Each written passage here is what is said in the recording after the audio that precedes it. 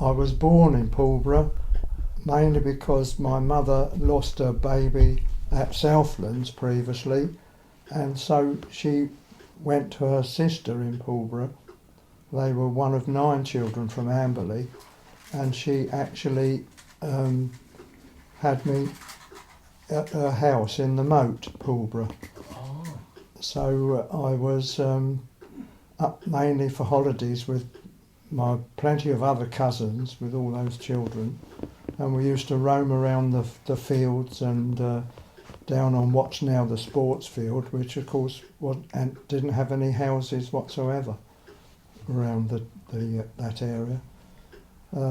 My uncle worked at Sparrow Gills on the 29 road, which is now a supermarket area, and he actually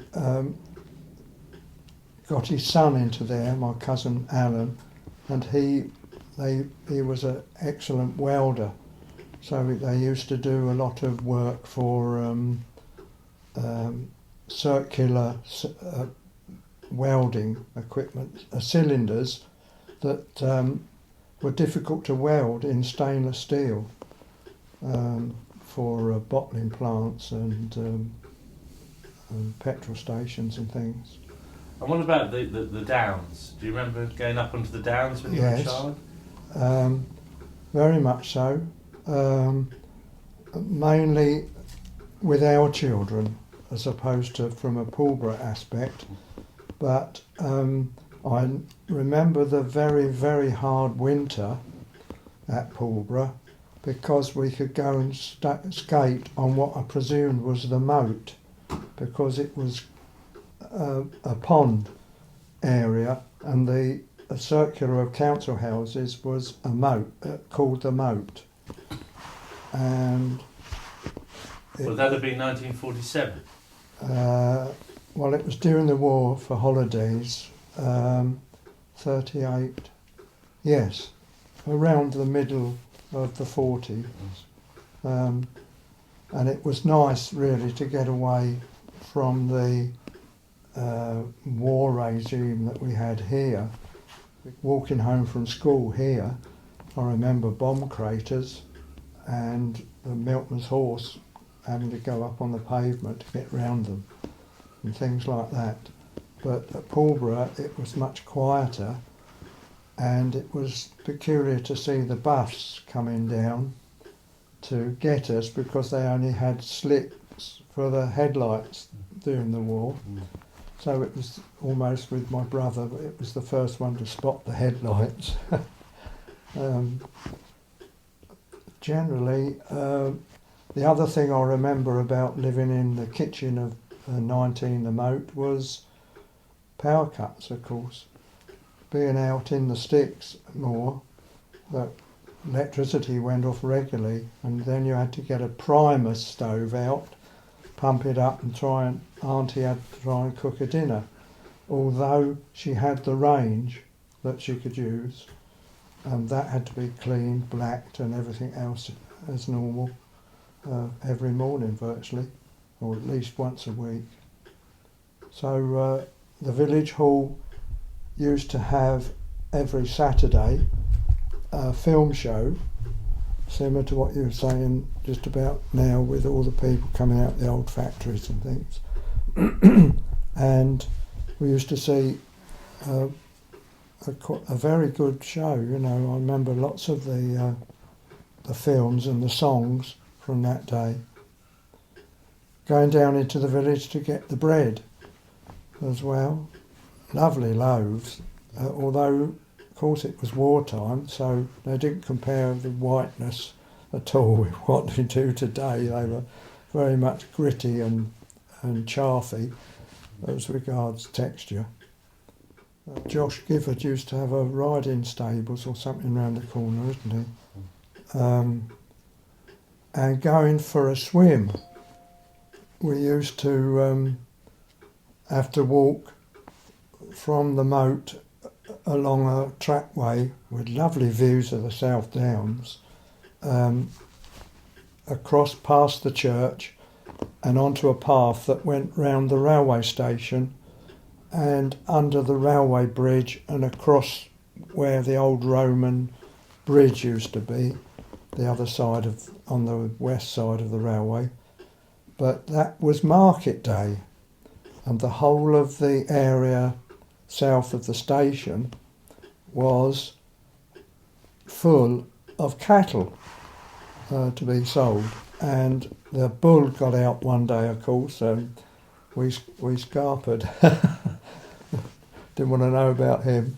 And we'd go walk across all the meadows, different ways across to swim in the Arun. Although it's only later that I learnt that it wasn't the actual river, it was a side link that goes round through the store at Stenning and joins later on. And was there much flooding when you were there? Very little, I think. I don't remember any, because we wouldn't have walked across the meadows like that then. No. The Southern Water place wouldn't have been there. And water wasn't taken out of the river for Horsham or anything like that. As regards the river, my grandfather used to have work on a lot of the cuttings in the Arun, because any loop was taken out, and of course that's made the river very, very much faster, and the headwaters can actually take over from the Thames in millions of years' time. And he also worked at Amberley chalk pits in the lime kilns there. So it was a pretty arduous job, whichever you worked on there. So he was must have been a real old Sussex countryman then. Oh, a lot of old Sussex, particularly a lady that lived opposite in a bungalow to Pine Cottage, where the children were brought up, their children. She was real, you had a bit of a hard job to catch what she was saying. But they all had their marbles, don't you worry about that. Do you remember any of those people talking about folklore, superstitions, ghost stories, that type of thing? Oh, I think they were all very wrapped up in that sort of thing, because, again, my mother remembers going from Amberley to Littlehampton, and it was virtually a day's journey in the pony and cart to pick up with the carter, to pick up stuff to bring back. I'm sure they didn't go up Bost Hill with that. They went through the station and across to Burpham. Along the tracks, I suppose, are there. I was still living in Worthing. Oh, all the time? You still all the time. It was mainly holidays, I remember, and what my mother's had to say about her childhood. So where was your home in Worthing at that time? Ringmer. Oh, Ringmer Road? The unmade up bit of Ringmer between Terranges. Yeah. Because apparently during the pre-war days, Grandad and Grandma, who were the parents of the 9 children, they came to live at the crossroads of Tarring and Ringmer, and there was just fields beyond, of course, which I remember playing in, and Grandad had an allotment, I think, at the house. Oh, the big house. Field Place? Field Place, indeed. And that immediately takes up another memory for me. The radar station was out over the triangular fields concerning the boulevard, which was just all laid out across pre-war with dual carriageway, up to Durrington Station, along to Limbrick Lane, and back down Littlehampton Road. as a triangle that was all encased with barbed wire or something of that nature for the radar station, which was in the main building of the school that's there now. Yeah, it became the school, road. didn't it? I was trying to think what that school was called. Yeah, so, and we know, but I can't remember. But that George was, Pringle's school. Isn't that what it became? isn't that on the roundabout, this Durrington Hill? Anyway, it doesn't matter. On that corner. Right. But that was their power station for the radar systems. I'm not sure what it certainly wasn't towers like at Poling or the home station. It was it was mandatory during the war that people had to have borders, wasn't it? And two of the people that we had worked on the railway, on the radar station. And there was a gate just on the east side of the very small roundabout on the boulevard, so that vehicles could get in. And that's one reason why Terranges Avenue was initially made up prior to the war, but deteriorated because it's only tarmac or the lights before the concrete road came about 200 yards east of the crossroads of Ringmer and Terranges. And there was sugar beet grown in the fields either side, and these guns, there was one at Rodmell Road where the girls' school, isn't it? Or at least it's a joint school now, isn't it? Not Durrington Technical or Durrington High. Durrington High now, but the technical college was built there. Yeah, and their lower floor for the stage and round was in a bomb crater that was there.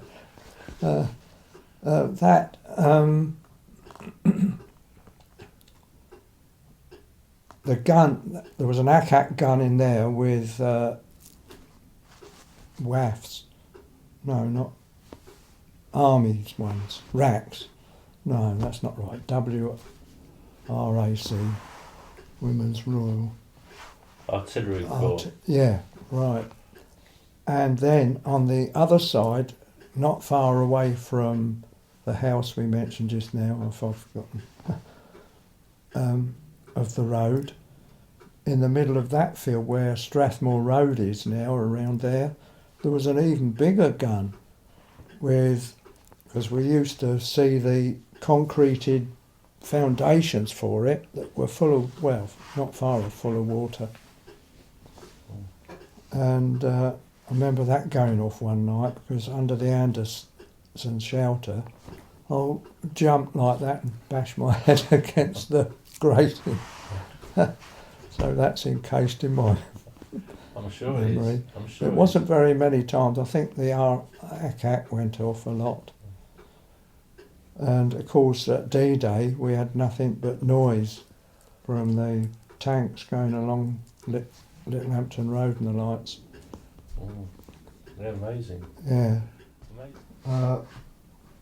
Going back to my mother again, she had to leave Amberley when they left school at 12, and because of the 9 children, I suppose, one of the 9, she was put out to service, and that was at Charmandean House, and she must have been there for 15 years or more.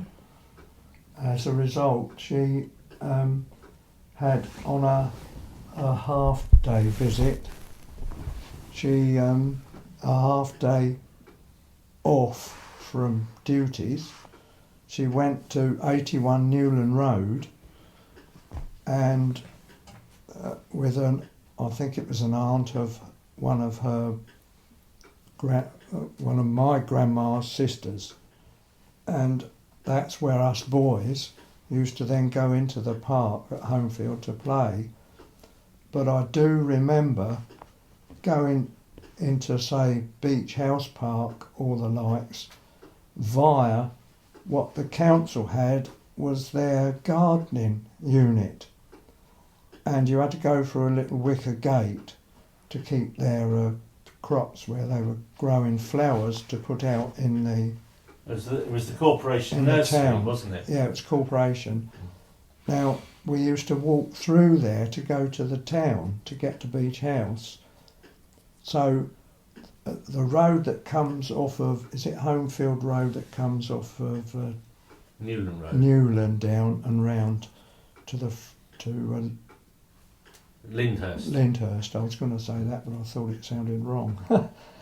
The houses up from there are now what used to be. It's changed so much there, hasn't it? The houses on the east side are still there, but they're hospital use. Where I suppose then the next road up in Homefield used to come to where the north entrance is of the hospital, still does. Well, that had houses both sides. When the hospital was extended, they were knocked down. Now the corporation garden, I don't know whether it was fed from that road or the other road coming up from the south to the hospital, but we used to somehow go straight through there, so I suspect it was a passageway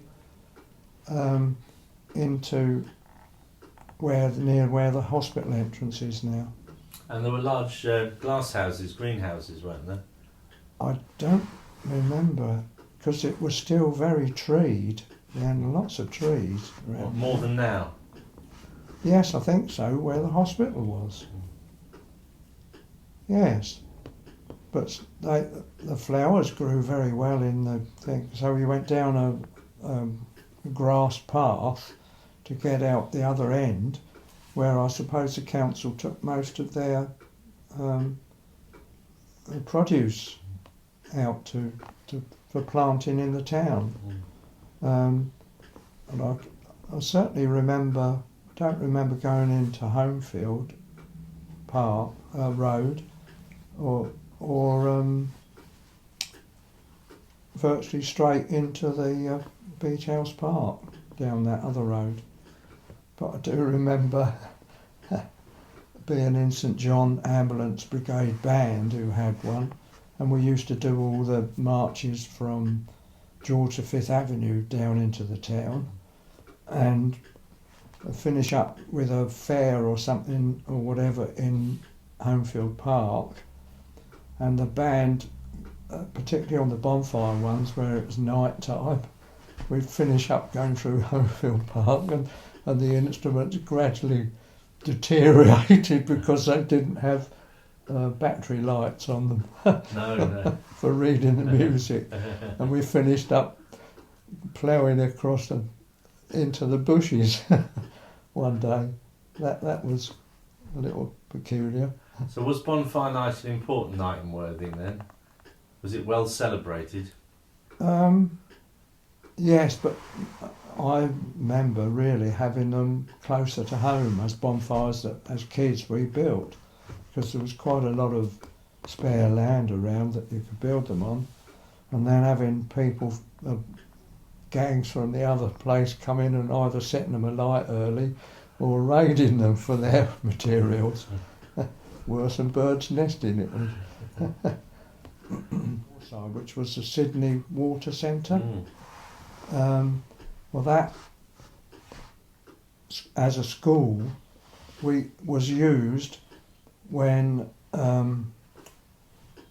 Herbert Lodge, who was the musical director of the town, interviewed school children with the idea of getting them musical ability for later life or for amateur work later on. So there was interviews where you were stuck a fiddle or something like that underneath your chin and see what you made of it.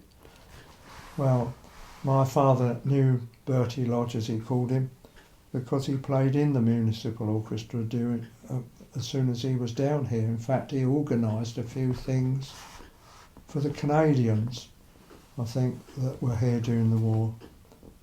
and he, so I actually was accepted, but in the meantime, independent schools have got together to make an orchestra of their own, and that's what I had at West Harrin. Very good musical appreciation, but continuing from the 11 plus theme, I was offered when I was 13 the chance of going to the building school, which was in Union Place. What's there now? I don't know. What sort of school did you say? A building school. Building school. I've never heard of that. What does that mean then? Well, it was the precursor of the technical colleges. Well, of course, they wanted me for my music at Tarrion, and my mother wasn't very keen on a musical profession because she'd suffered from money shortage with her husband in musical world. So it didn't occur to me that that wasn't the best place to go. It certainly did after, and I met the headmaster down there was Mason. Sorry, I don't know his name. Mr. Mason, anyway. He had me in his office one day and asked me how it was that I didn't come to the school when I was 13. So I told him the story, and he couldn't believe. Well, he had an inkling, I think, that was happening throughout the town. So, because he had a job to get younger people. So, really, if I'd have taken up that opportunity, I'd have had more of a scientific background, lots of practical experience, not just in building, because it was, when I had to go there evenings only, it was hard work. What we're travelling to Brighton, where I had an apprenticeship anyway. So that's one thing that's very difficult after the war. I had to go for national service, and that was 1958. November the 5th it was. So you were one of the last people to do it probably then? Virtually, 64 I think it actually finished. But then the people that were caught on the last knock-ins were actually, some of them were extended 6 months or more. 2 years in Northern Ireland I had. Mind you, that was before the Troubles, wasn't Well, it? no? We weren't allowed out of barracks in uniform at all. We were marked people, and we used to do gelignite escorts from the docks in Belfast to all the quarries, the local quarries. So we travelled all over in the back of a Land Rover, all over Northern Ireland. So very beautiful. It is very nice, very, and the only time I really got home was that the 5 of us were knocked down on one of these exercises, and I had a broken ankle. So we were taken to a Brochane hospital, I think, in the Antrim Hills, and from there I went down to Kinnegad Army Hospital, and then they sent me to Satan Camp near Chester for rehabilitation. So I was able to get home from there, otherwise it was only once every 3 or 4 months. I was in Trafford St Giles in Buckinghamshire, and we came down here because my grandparents were here, and Grandma had really quite a bad heart, and Mother didn't want to be away all that way from her. So we came to live here, which was lovely because up there we only had bucket lavatories, in the schools. And of course here it was modern. All right. Mm. So what brought them here? Why did they move? My parents? Well, because of my grandma.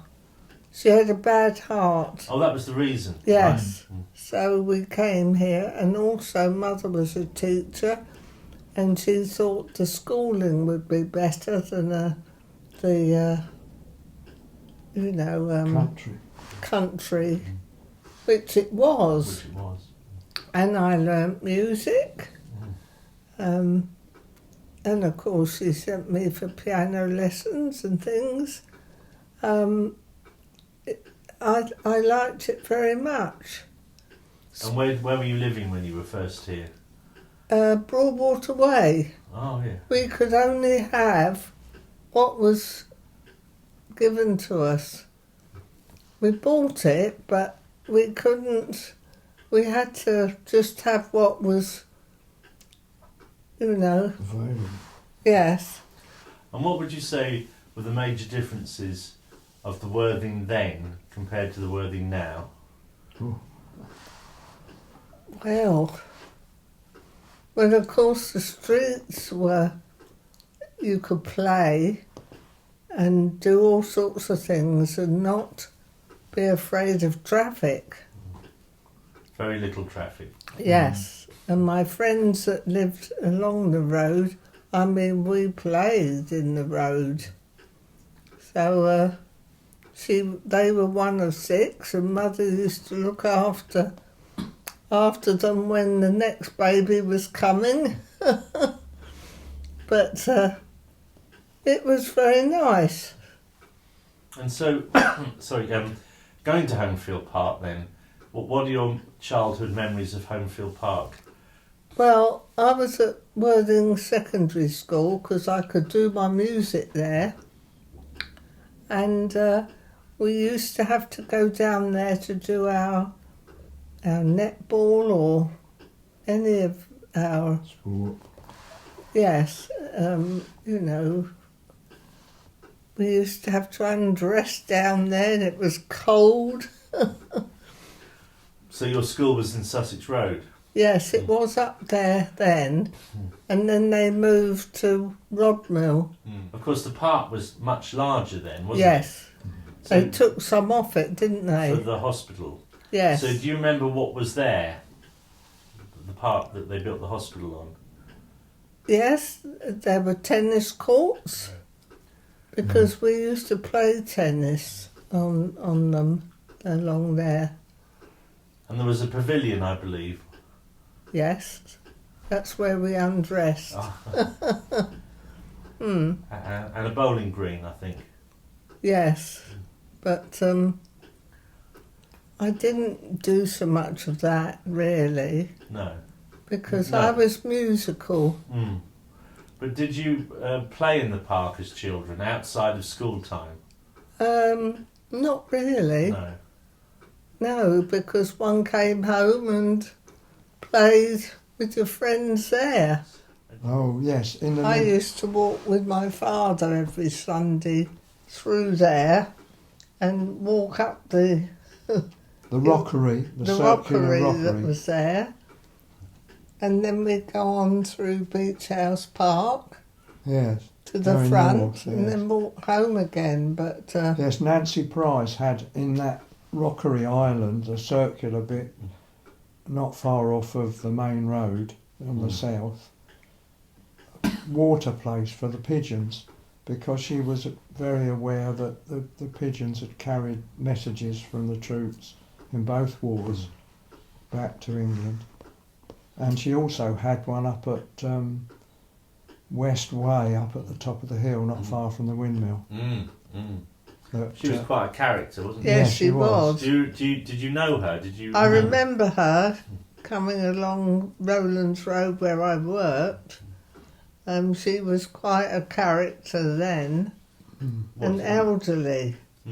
What do you remember of her? What was her character? Well, her dress. yes, her dress that she used to wear. She wasn't quite like other people, but she meant well for the birds, you know. Someone told me once she used to walk around with a parrot on her shoulder. She could have done. Yeah. I don't remember that. No. No. But she was a character, one of those unusual people that you came across. Mm. Well, I think both of us suffered with respect to the 11 plus exams, because in the junior schools that we had, I don't think we had any. They didn't bother. We didn't have any instructions as what was going to happen. Suddenly we were sitting in front of this funny paper that had all sorts of things on it.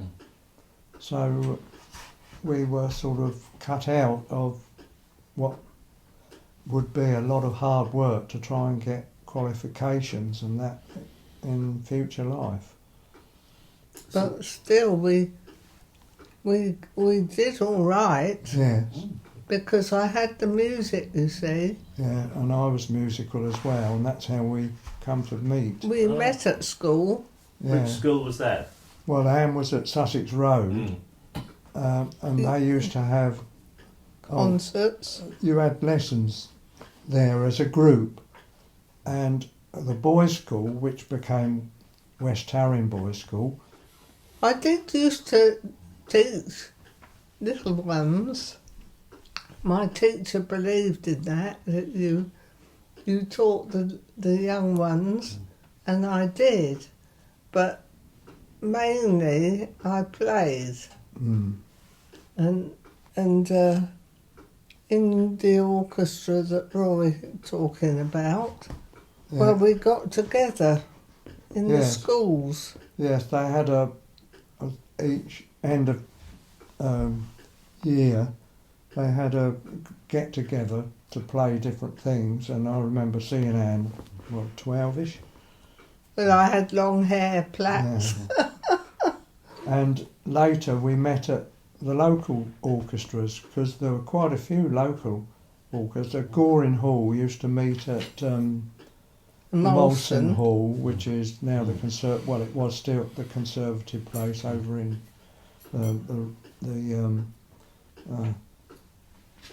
Yeah, I know where Woods Goring Way. area, yes. And my father played in that as well, and we had to wait at the bottom of Ringmer and Littlehampton for the bassoon player to come along in his car to take us out there. That was before my time, though. Yeah. And of course, suddenly the conductor, who Anne knew from teaching, with respect to the piano, he put us sitting next to one another. He thought he fancied us. How long have you been married then? 1960. Oh, Yeah. So you've had a diamond Yes, Yeah. wedding. yes, the Yeah. children all came and grandchildren Yes. on the lawn there, didn't we? Yes. Very We were much so. lucky. But by that time, my apprenticeship had finished, and my technical school, which was in the Brighton area anyway, day release, I think I missed up on DC electricity as regards a subject, and had to. I remember receiving Her Majesty's letter, and I thought, hello, they're calling me up. No, it was £3 win on on Ernie then, which had just started. So, Yes. and so during that time, house prices were rising about £1,000 a month. 1,000, not 10,000, not 100,000. As a result, we decided to get married halfway through my army service. But I didn't go out to Ireland. No. No. One of my army mates brought his wife out to Ireland, and it wasn't much fun for her really. No. But while he was on duty, she didn't like to be by herself, so we'd both sit there knitting. Oh, okay. So you're a lifelong knitter, are you? Yes, right since it was a blind aunt of my mother's, I think, that taught us boys to knit. I had 2 boys, my brother and myself, and she used to sit her on her lap, and she knew exactly what we were doing with those needles, or what we shouldn't be doing. And Aunt Alice. Aunt Alice, yeah, we've carried it on. I've carried it on since, and Anne's knitted as well. I used to do Fair Isle. Fair Isle and all that sort of thing, Jumpers. but I can't now because that hand's gone numb. Oh, And that's why I don't play. oh, what a shame. That's why I gave up the orchestra, really. What memories do you have about the Pier over the years? Because I think you had to pay to go on it at one time, didn't you? Yeah, well, what was it, 3pence or 6pence? Wasn't a lot. No. No, it wasn't a lot. And that was on the east side of the pier, the main entrance then, wasn't it? And there used to be a Sun record dial that was quoted a lot every time in the papers each week, and it always was that the Worthing had the best Sunshine record. I don't know whether it's because they only kept records and nobody else didn't.